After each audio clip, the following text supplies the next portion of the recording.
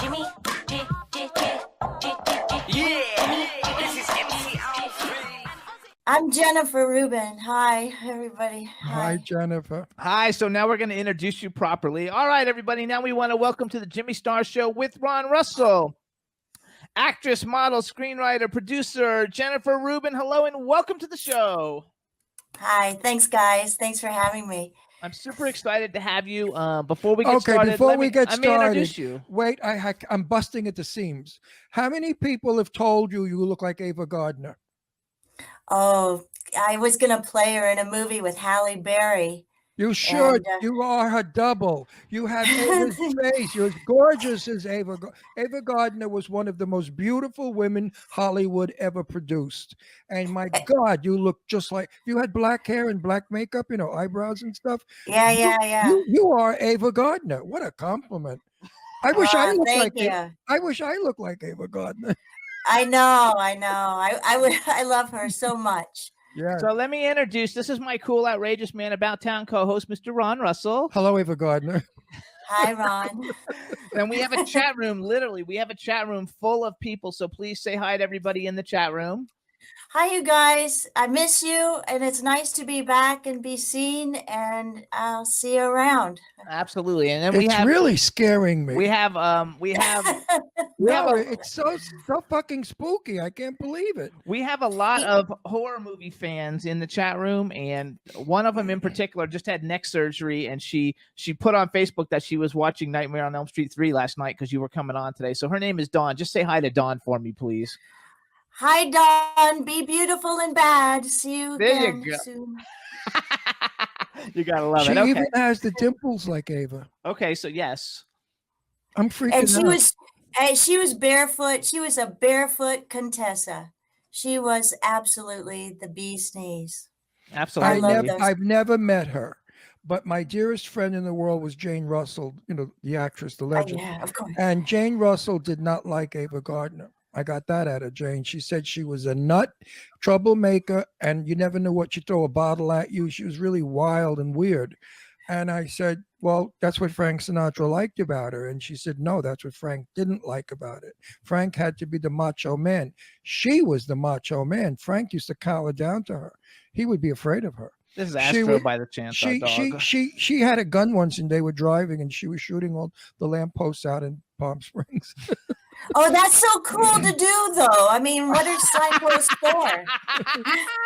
I mean, I love Ava Gardner. I read her life story, the book, and I agreed with everything she did. She was a free spirit. I think she was a little bipolar, but she drank a lot. Who isn't? Who isn't? Right, exactly.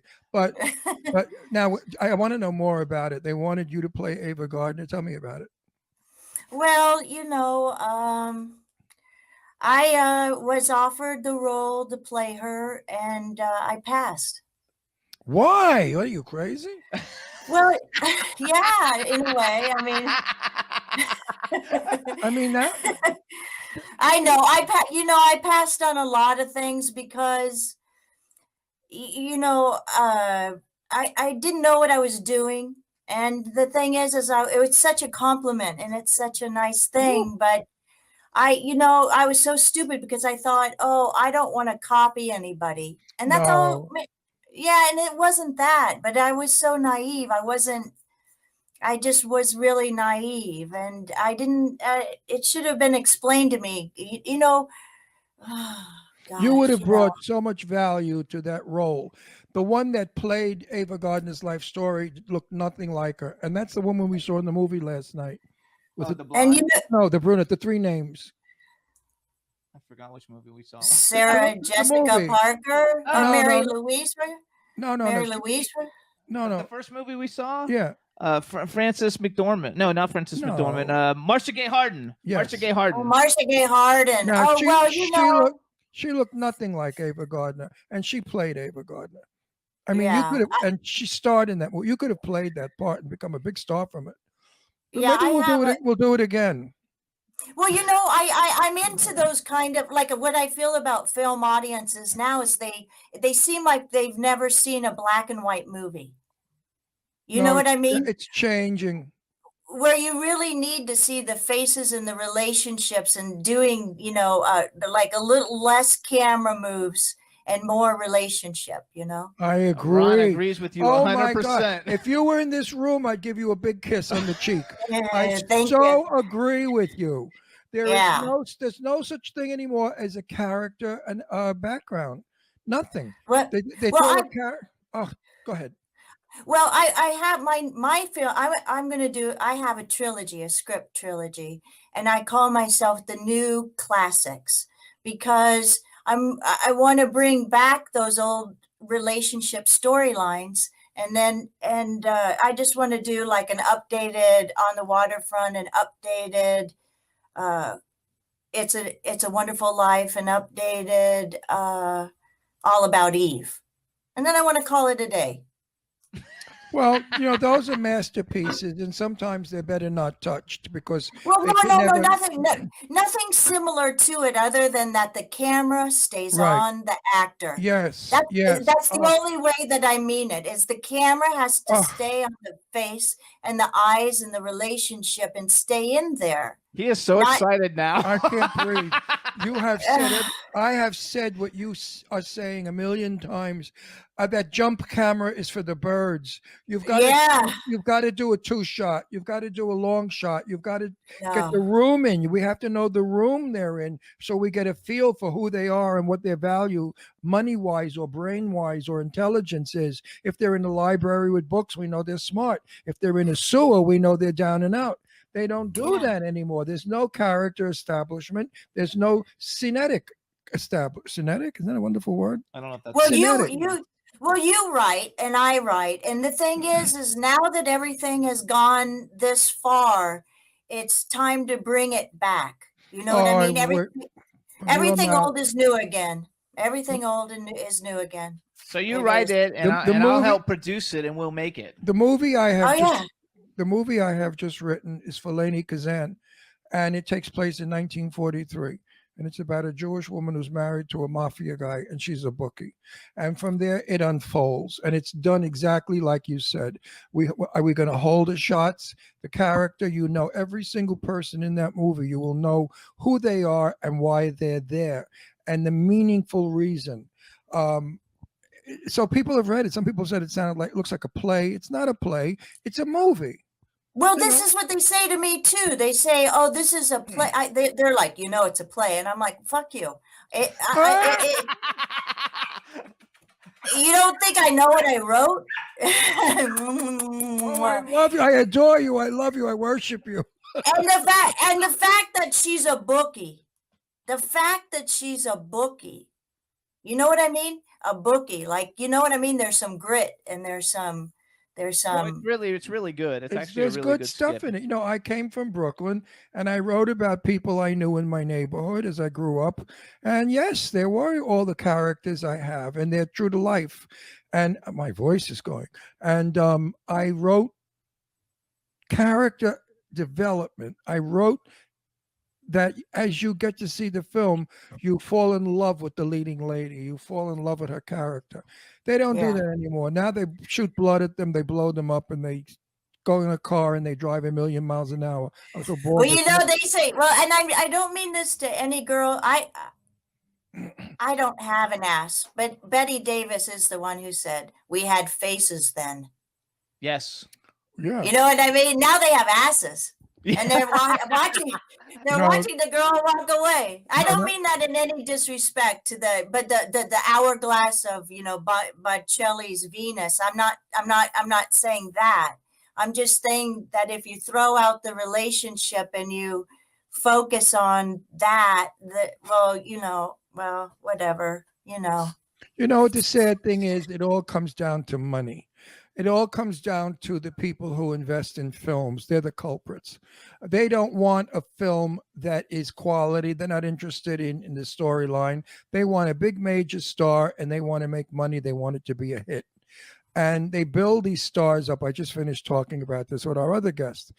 Al Pacino, move on, Al. You've done your thing. You were here a long time. Great. We love you. There are younger people now who can fill your gap and give a good delivery, but the investors don't want it. They say, who's Joe Blow from Kokomo? We don't know him. We want Al Pacino. But how much can you see of Al Pacino after a while? You become numb to it. Well, they should make like some kind of GoFundMe in a way where, my films, because they're stage play movies, right? They're $500,000. Like, just there should be a $500,000 kitty to pull from. Yes, that would be with cool. That's Jimmy's department. Yeah, that's my with department, with our whole crew, bring them together, and I mean, it's about the script, So I want to do some brag. First of all, I want to say, Let me ask you a question. Where are you now? I'm down the street from your house, Los Angeles, downtown. Okay. I think you and I should meet. I think we could do something. Okay. All right. So here's what I want to do. First, I want to say, you guys, I met Jennifer, and this is a long time ago, probably 15 years ago or so, or more, maybe, because I've been with Ron almost 10. And we were at a convention when I lived in Florida at Screamfest. I was very good friends with Brooke McCarter from the Lost Boys. He introduced me to Jennifer. We all hung out for a weekend at Screamfest. She's the star of one of my all-time, favorite movies that nobody even knows what it is, probably, but it's called Permanent Record, which we're going to talk about in a minute because I love it. But things that I didn't know when I met her then, and that I've learned since I knew she was coming on the show. Number one is you were like a big time model. Yeah. So you were the Ford International. I wonder why. 1984. You guys, I'm doing some bragging now, especially for all you guys. Wait, I didn't finish. I wonder why they put her ugly face in a magazine. So you guys, this especially for all the guys who keep writing how gorgeous she is. Oh my God, she's breathtaking. Okay, you guys. Beautiful. So in 1984, Jennifer Rubin was the Ford International Model of the Year. Oh, she was in Vogue, Harper's Bazaar, Glamour, Interview magazine. She was the original, and Ron still uses this, the original Calvin Klein model for Obsession. Yes, I love Obsession. But that's not true. Okay. Kate Moss's. I did David Lynch's Obsession series of commercials for Obsession. Okay. That's yeah. So I took that off of Wikipedia or someplace. I don't know where I took that. Okay, Kate Moss, but you were still an Obsession model. That's what part's true. Yes, yeah. Okay, and she was in Super Bowl commercials for Chevrolet, Coke, and Budweiser. And then I don't know what movie came first, but originally why you were at Screamfest is because you were Taryn in A Nightmare on Elm Street Dream Warrior, which to me is the best of all the Nightmare on Elm Street movies. And you are the badassest character. I even have my fanboy picture of you in the outfit, that you signed for me at the convention. And it's such an amazing film. And I know there's a lot of horror movie fans in the chat room who are freaking it out. Oh, somebody says in the chat room you were a competitive swimmer too. Were you a competitive swimmer? Oh yeah. Yep. That was Tina. Tina, how the hell did you know that? Now, are you originally from New York? No, well, Sandra Bernhardt. Yeah. Where do you think she's? Where do you think she's from? I've never asked her. I never thought of it. She's too funny to even ask. Do you think that she's from New York? I would say so. Yeah, it's Arizona.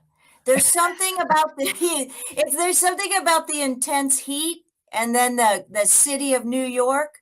That's because I'm from the Wild West. Arizona doesn't even seem to be a part of the United States. It's so I'm from there. So tough from the heat. Yeah. Okay, now you're 14 years old. What's going on in your head? I have my first love. I'm with him. My first love started at 8. We were in the middle of my first love. I had my best friend at summer camp. I had it all. How were you when you started modeling? How old were you when you started modeling? I didn't finish my question.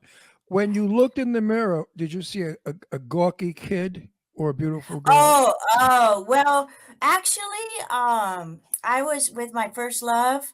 I was playing racquetball with him at where I swam, and I finished the stroke on my nose, and I broke my nose. But I had one of those Indian noses, So I was the smart, funny girl. And then they had to fix it because I really mashed it. My mom fixed it. I didn't think much of it, and that's when I became a model. When they took off this little bit, then my whole world changed. Really, Oh my gosh. and Now, what is your ethnic background? French and German. See, that's I know that when you get that German in people, beauty comes out. Mix German with anything, and you've got beautiful people. No, it's Thanks. true. I've taken notice of that. Most of the people that I admire so much have German in them, and other Spanish, French, Italian, or whatever. But Yeah. somehow that German is a damn good mix. Okay, so I But want you to. are really you are really beautiful, and you know what? Uh, You're nice, and you're down to earth, and you're modest, and you're okay. You got a good head on your Thank shoulders. you. But boy, oh Thank boy, and I'm gay as a lark, but boy, are you. you beautiful? I mean, I could look at your face all day long. You are just so beautiful. So you guys, I'm going to do Okay. a 3-minute bragging thing here now, and then we're going to come back and talk a little bit about Okay. a Nightmare on Elm Street and Permanent Record. So besides Nightmare on Elm Street and Permanent Record, some of the other things that you guys have seen her in, and some of them I picked out on purpose just because like I either love the movies or we've had people on our show. But a really big one was The Crush with Alicia Silverstone when she's like crazy. Which is a great freaking movie. Stranger by Night with Stephen Bauer, William Catt, and Ashley Lawrence, which we've had William and Ashley on the show. She starred opposite Mariel Hemingway in Deceptions 2, Edge of Deception, in The Playmaker with Colin Firth, John Getz, and Dean Norris, Red Scorpion 2 with John Savage and Paul Van Dichter and Michael Ironside, Little Witches, which I freaking love, with Clea Duvall. Oh yeah. She was in the Doors movie, you guys, with Val Kilmer, Meg Ryan, Kyle MacLachlan, Kevin Dillon, Kathleen Quinlan, Josie Bissett, Wes Studi, Billy Idol, Michael Madsen, and Kelly Hu, which we went to an Oscar party with Kelly. Screamers, which Screamers 2 I actually like better because Lance Henriksen's in it, but with Peter Weller. Too Much Sun with Robert Downey Jr. and Ralph Macchio and Leo Rossi, who's been on the show. Last Lives with C. Thomas Howell, Billy Wirth, and Judge Reinhold. We see Billy Wirth all the time in L.A. Blueberry Hill. She was the beautiful girl in Chris Isaac's video, Somebody's Crying. Bad Dreams with E.G. Daly, who's been on the show a million times. Charles Fleischer, Richard Lynch. Transmorphers is something that was more recent, and I didn't see that one, so I don't know what that one is. Fall of Man, but I wrote it down. Roadkill with Tony Dennison. Richard Portnow's been on the show. Eric Palladino. And then there's a whole bunch of other ones. I just picked out those because they're the ones I like. And on television shows, you guys have seen her on Miami Vice, Tales from the Crypt, The Outer Limits, Drop Dead Gorgeous, The Fear Inside, The Twilight Zone. But my actual favorite is not even Nightmare on Elm Street. It's Permanent Record. And Yeah. and I don't know if people really saw. It's kind of like, I don't know. There was another movie similar to it called River's Edge. I don't know if you ever saw River's Edge back in the day. Well, it's the studio version of River's Edge. Oh, see, I didn't even know that. Yeah, that's what it is. Yeah. Now we have wait, we have to talk about this because this is like a big deal. I thought you were done. No, Permanent Record. It's like one of my all-time. The song from it that they sing, "Wishing on the Star," whatever song, is like the greatest song. You guys, this movie starred Pamela Gedley, Keanu Reeves, Alan Boyce, Jennifer Rubin, and it's basically like a tragedy story about a guy who like has everything that you would ever want, and he dies and ends. He commits suicide, and the school and everything in the high school won't let the kids grieve. Basically, is like the premise of the story, but it's one of the best done movies ever. And I just want to know either a story or tell us something about it, because like anybody who hasn't seen it needs to see it. It's literally like one of my top 100 favorite movies of all time. Oh well, where do I start with that one? That was back in the day when they really made fun of Keanu Reeves in a painful way, and they made fun of me too. I remember being made fun of a lot, and then hang on, stop. How could they make fun of you? They were jealous. I have football shoulders. So what? So did Joan Crawford. Fuck them. Yeah. Who made fun of you? Who made? Rob's ready to go punch him. No, I want to know what moron assholes made fun of you. There's nothing. You're charming. You're well spoken. You're beautiful. What's to make fun of? Jealousy. Well, and look at Keanu, and look at Keanu Reeves now. I mean, give me a break, morons that made fun of her. Drop it. I can't do that. Yeah. Well, there's. I mean, it was a joy to shoot. It definitely was a joy to shoot, and God, what kind of story do you want? I mean, I got, I don't know. So how was just anything that strikes your fancy of like a cool story from it? How did you even get involved with it? Was that your first movie or your second movie? well, Amanda Mackey and Kathy Henriksen cast that, and casting it that was an awesome casting because I had to yell for, like, the boy, he throws himself over a cliff, and I had to like yell for him. And it was one of those acting moments where you feel all that emotion come out of you, but you haven't done it enough to know that that was something special. So you Yes. walk away thinking, "Oh, I did it." You know what I mean? What did I do? I want to do it again, but you don't know what you did, right?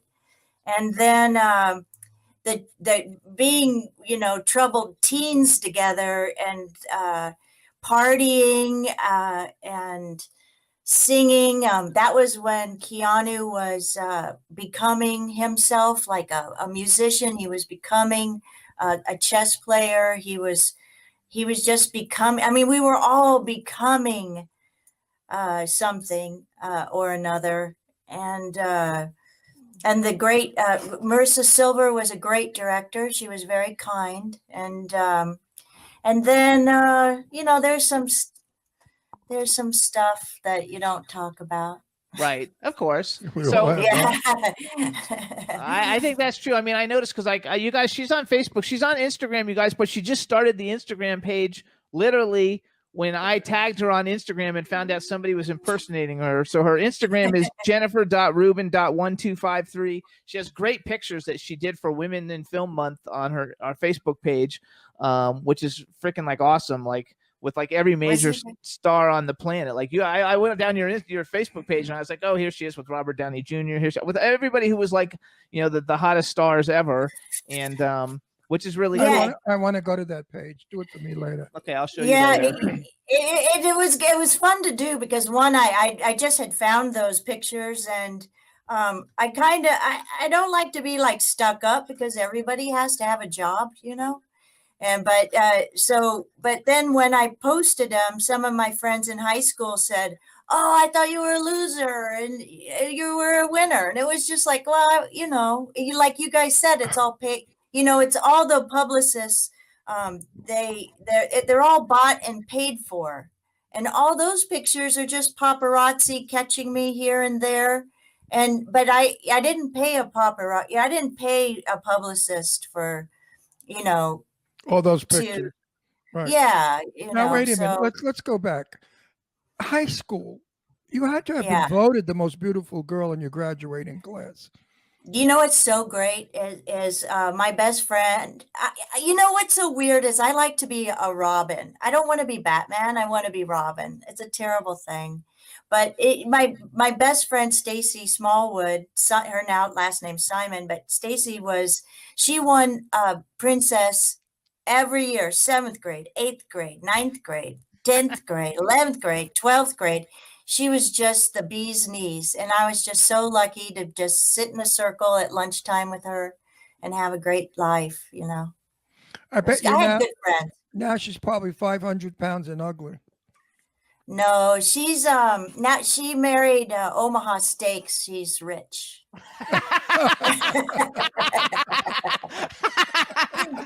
Good for you, Stacy. Yeah. Now, she's a winner. She's a winner. If I were in your class, I certainly would have voted for you as prom queen and the most beautiful girl in school. I mean, I don't see how you could have changed from then till now. Well, I wasn't sugar. I wasn't chopped liver. I did get runner up. I got runner up. There you go. Okay. Yeah, but you know what? You know what? In my book, you're number one. And I don't blow smoke up anybody's ass. People that know me know Ron Russell tells it like it is. I'm 80 years old. I don't need to bullshit anymore. That was when I was younger. Now I'm like an old man. Now I tell what I feel. And I'm going to say a couple of things about you. You're beautiful. You're delightful. Your smile. You're charming. You can only make someone's company happier that you're in their company. You are now. You're so sweet. No, I'm not sweet. I'm being honest. Sweet's bullshit. Now you have a special guy. Are you married? What is it? I sacrificed my private life for work, acting. Right. Nothing. So that means she's single, and we could, if we meet somebody really nice and wealthy, we could like introduce her. Yeah, like Yeah. Omaha State's brother. So hold on. We have to go now because I love her. I just love looking at her. All these horror movie people are like freaking out, so they all want to know stuff about Night. So you play Taryn in the Nightmare on Elm Street. Wait a minute, Jimmy. Do you think I shouldn't say this on the air? Don't say it on air. I can't. I'll talk to you later. We'll talk to her. We have her contact. So we have a Nightmare on Elm Street Dream Warrior. You play Taryn. Other people in the film: Heather Langenkamp, Craig Wasson, Patricia Arquette, Lawrence Fishburne, Lou Reed, John Saxon, Robert Englund, Ken Sagos, who actually we see him a lot too. You play the badassest person ever, which I'll have to show Ron. I have to go through. I don't have those pictures up. I have them in books, but to show him what you look like, then actually I'll look for it on the computer. I see what she looks like. Are you kidding? So tell everybody a little bit about Nightmare on Elm Street, because they're all like freaking out. What a great movie. We love it. Ha ha ha. Like, so like, tell them something about that one. And I'm going to look for a picture of you in that. You know, I worked with some of the biggest models in 1960. I worked for a beauty salon called La Jolie Femme. It was in Sutton Place. And downstairs, there was a studio where these girls would get made up. And Sarah Tom, I knew very well. You don't even know who she is. Sarah Tom was one of the top models. She was on the Ultra Blue bleach bottle. She was in all the magazines and all the subways. And the other one, these girls were emaciated. They were like 1 pound and white skin. You could see she's dropped dead. Look at you guys. So everybody's looking. This is like Nightmare on Elm Street. Oh, yeah. and let me tell you something. If you were back in those days, you would have been one of the top models of the day, because you have that look, the Grace Kelly, the American sweetheart look. You would, I mean, listen, producers and directors. Oh my God, producers and directors out there. This gal, she has to be as beautiful, as famous as Clarice. What the hell is her name? See what you say? Oh, Charlize Theron. Well, I love models. I love Kelly LeBrock and Kelly Emberg and all the girls. I signed with Wilhelmina back in the day. Okay. And when I was older, I went back. I went back to New York City, and Wilhelmina still represented me. The bookers are still there. They're still there. When I was 18, I modeled for Sears and Roebuck. Nice. What are you talking about? It was mail away. It was one picture of me in a suit, and they had it done 4 times, and they painted the color of the suit blue, beige. That's how horrible it was. And hold your collar, hold your hair. No, my father found out, and he said to me, "You can't do that. Only fags do that." And I thought to myself, well, soon you're going to find that out, Father. My father was right. My father hit it right on the head. He knew what he was saying. So go back to Nightmare on Elm Street 3. So you already knew that it was a hit franchise because the first 2 were huge hits. Or did you know, or did you get it? Because did you not follow horror movies? Did you know it? Did you watch horror movies before you started making horror movies? No, I was on to my next, but then when I saw that the in New York City they had mounted police and beating people back from the theater because it was such a uproar, that was crazy. And Jane Pauley and everybody reviewing it, and I had stalkers. I had people grabbing pieces of my hair out of my head. I had all sorts of nonsense, people went crazy. Yes, they are. Did you have fun with it? Did you have fun? Was it a fun experience? It was one of those most organic, because when I put on the dog collar and the leather outfit, I had this kind of baby hair, that I was just shooting in, and I just thought it was dreadful. So I went to talk to Chuck about something else, and the dolly driver, Time magazine was open, and there was a mohawk in, like, it was just some story on it. And I grabbed the magazine and I just went, "Can I do this hair?" And he says, "Yeah, sure." And that's where everything was going down, and then it's tits up, hair up, everything is up. It was good. And yeah. That little gentleman who made my outfit too looked like, Danny DeVito. And I was like, wow, you must have a great love life. Him and his wife made all those like sexy outfits. Yeah, So trashy lingerie. they want to know in the chat room, do you keep in touch with any of the like Nightmare on Elm Street people? All the time, yeah, all the How time. cool is that? Yeah, they're a good group. They're very good. They're very. I have actually. Yeah. I've interviewed and met Robert Englund many times. Patricia Arquette follows me on Twitter, but I've never actually spoken to her. But I mean, what a great cast, and everybody like did really well with the whole thing. And John Saxon, I didn't know that John Saxon was like for me, he was a horror movie actor. And then I was talking to Ron, and Ron's like, "Are you kidding me? He's been in like every movie." He acted with Brando. Yeah. He acted with Lana Turner. He acted with great stars of 50s movies. John Saxon was one of the handsomest men of the time. They always made him play the mysterious kind of a sexy guy. Ron is a Turner Classic movie. Like, he knows everything. He's too. Well, you know what? I'm in the business. How many? 64 years. 64 years. I'm in show business. I'm in movies since 1959. So, you know, when you're in the business as long as I am, you have to meet everybody. Yeah. You know. You know what I was going to say is that Robert Englund and Lance Hendrickson both said they would want to be in my movie. Oh, that's very cool. That's good. Yeah. I have to tell you, so I'm So the way I got into meeting all the horror movie people to have them come on my show was I used to go to the conventions like I did with you, and I would bring clothes and I would give them away if they would wear them, because I was a clothing designer and I made really cool clothes. And that's how I originally built the show way before Ron, because like I was on the air for 4 years before I met Ron, but we were just a radio show. Yeah, it was boring. And so then we had a really good audience, and I would go to the conventions, and then I would become friends with them because they would come to my room and look at clothes, and then we'd end up going to dinner and like hanging out on the breaks, and they let me sit behind with them while they're signing autographs and stuff. So Lance Henriksen came on the show and gave me all kinds of stuff, and he makes these alien tiles. It's my most prized possession, just about. It's a big tile, like a ceramic tile with the alien monster that he makes. He doesn't sell them. You know, you see him on eBay. You see him on eBay once in a while. Like somebody will have one on eBay, but he made one and he gave it to me at the end of the weekend. And he wrote on the back, it says, "You're the coolest fucker I ever met." And he signed it and he gave it to me. And so it's like my prized possession. He's my favorite. He throws clay, right? He throws clay. Yeah, that's right. So, wow. So Lance Henriksen and Malcolm McDowell, and I mean, like, we were at a convention and they called me up and said, "You want to go to breakfast?" And I went to breakfast with Malcolm McDowell and Doug Bradley and Lance Henriksen, and I hadn't had the same experiences that I do now, where every week I'm talking to really cool famous people. So for me, it was the coolest thing ever.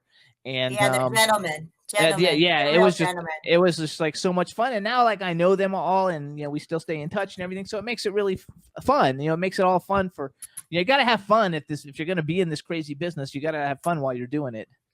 Yeah, fun till Daddy took the T-bird away. Yeah, so let's ask you like a bucket list, because you've worked with so many cool people.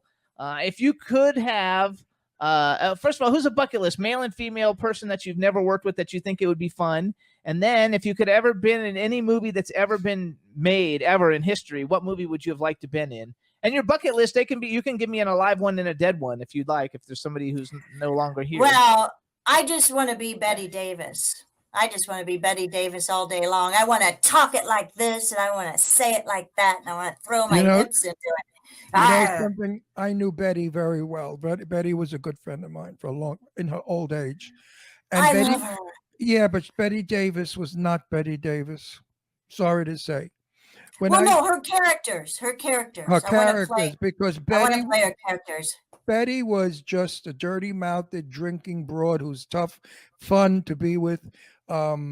She was not the movie star you think she is. Never. In public, she behaved like a movie star, but in private, she was just a little old lady from Connecticut, you know, or up in Maine, and just the sweetest person.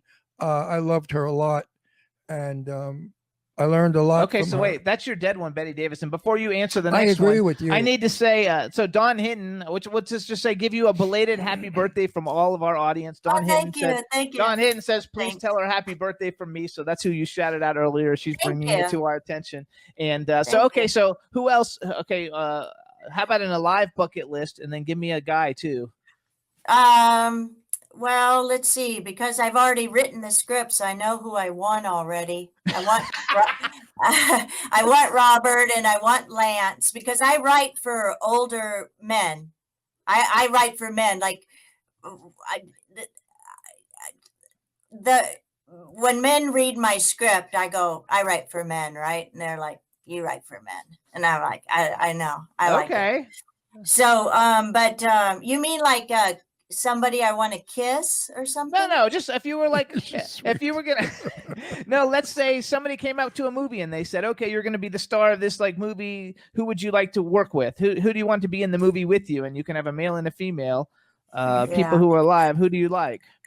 Mostly I like the people I already know, and I just want those close knit people I want. But I have in Oopsie Daisy Girl, there's a romance. I'm married, and there's my husband, and I go off of I think I want one of my old co-stars, and then I switch to another old co-star, and then I do another old co-star. So, God, I mean, well, the thing is I thought Army Hammer was real cute until you never know what you're gonna get, right?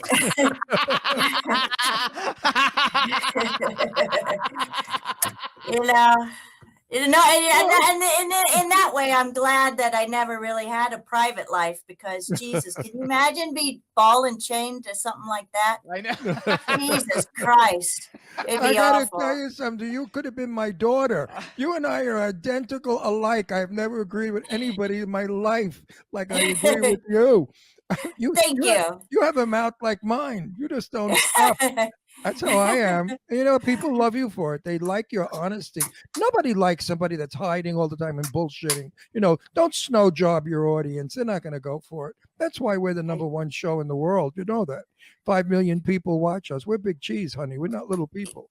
And they do Yeah, it I because saw that. Jimmy and I are honest. And we tell it like it is. And our audience loves it.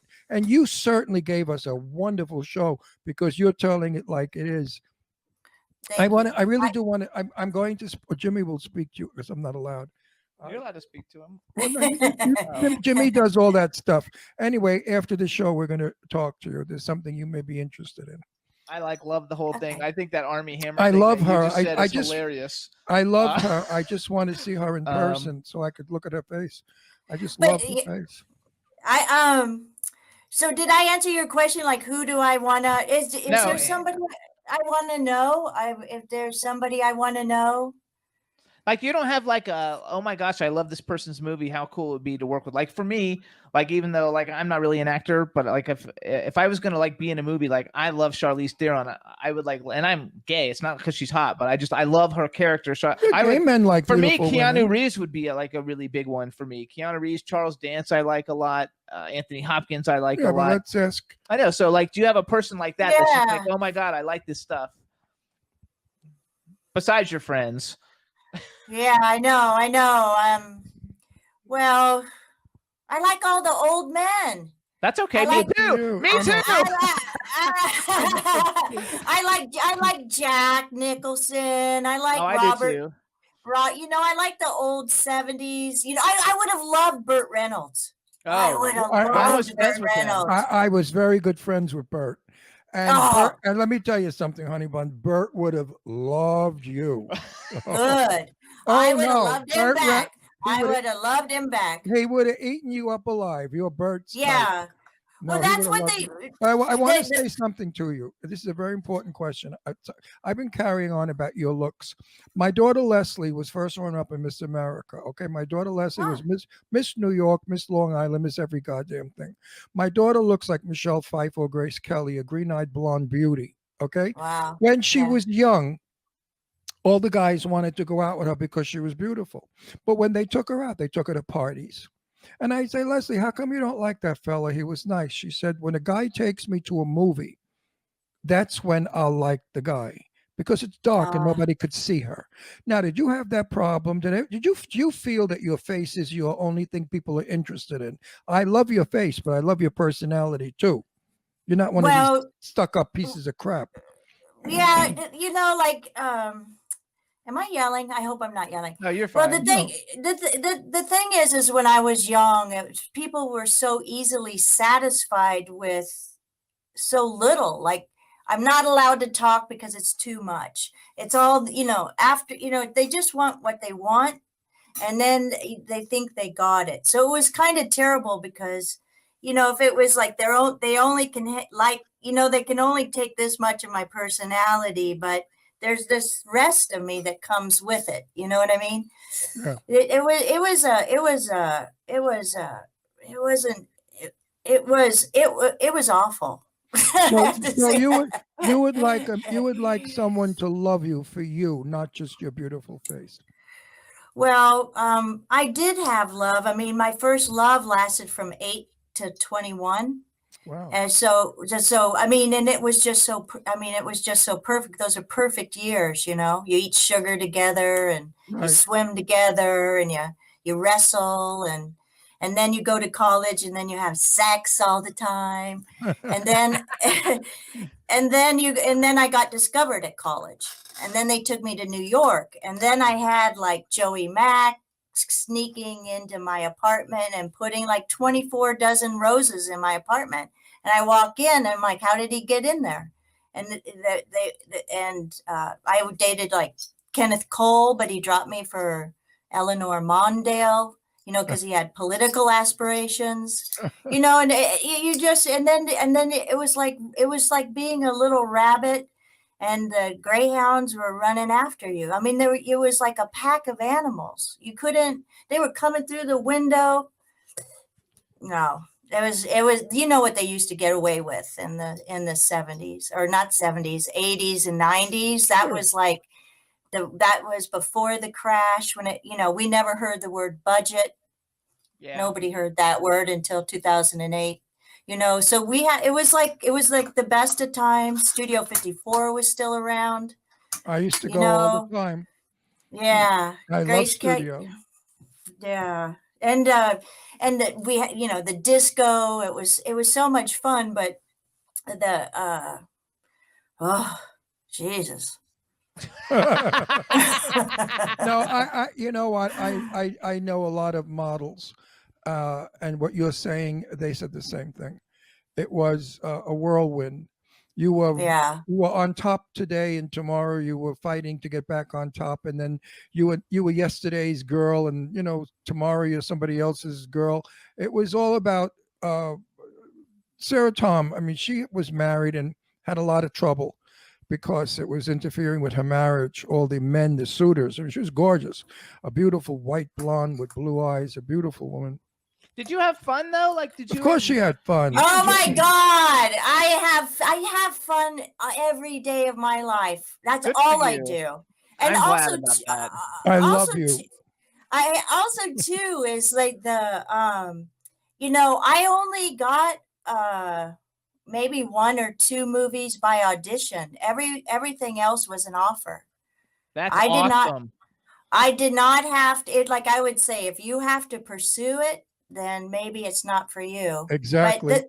He and thinks that also, too. I say the same thing. Don't put a square peg in a round hole. It won't fit. no, and the thing is I thought that if I gave my best performance, and I would just go like a play, from a play to a play to a play to a play to play to a play, I would somehow get better parts. But that's not true. But I'm a blue collar worker. I like going to project to project to project. I look back at it now and I think the quality is in the quantity I did. I Yep. didn't, I always worked, and that was really important. But at some point, like now, I also thought that I wanted to be famous when I'm old, and I want to be like Jessica Tandy. You Mhm. know, I always thought of her as an older lady. I guess she was young, I love but her. because it was, She was a yeah, young old. Yeah, Tippy yeah, had.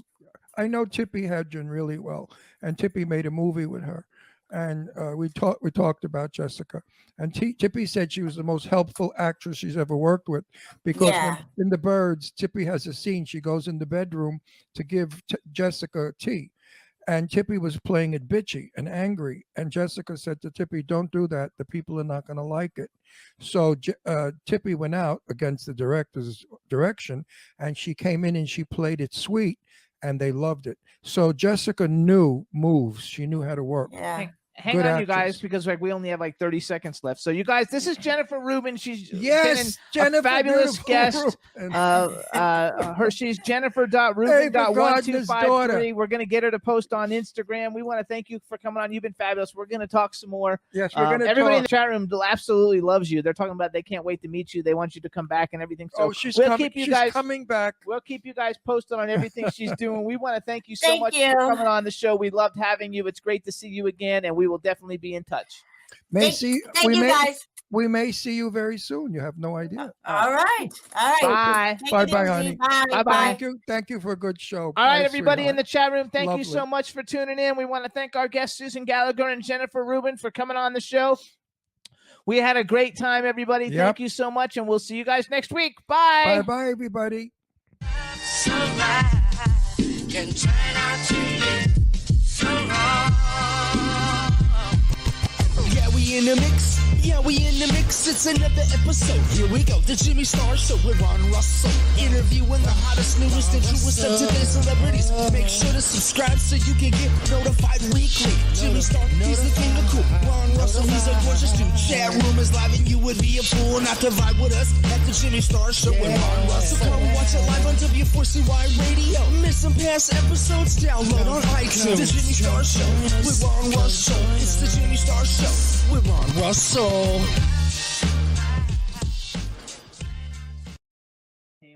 don't give a shit about them. She was in every fucking magazine. I'm in the Obsession. I mean.